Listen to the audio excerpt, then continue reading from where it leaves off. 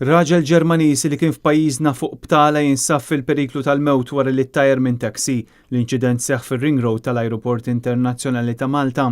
It-turist li għandu 48 sena ingħata l-ewwel għajnuna minn tim ta' paramediċi illi waslu fil-post b'ambulanza. It-taxi kienet missjuqa minn raġel minn Ħalqormi illi għandu 57 sena. Il-vittma ittieħed l-isptar Mater Dei b'urġenza għal aktar kura. Net News huwa infurmat li l-Ġermaniż kien għadu kif wasal l-ajruport fi tmiem il-vakanza tiegħu biex jaqbad it-titjira lura lejn pajjiżu. Il-Maġistrat Charmaine Galea qed tmexxi l-inkjesta. Raġel u mara mill-imsida weġġew wara li kienu involuti f'inċident ta' traffiku fil-Marsa.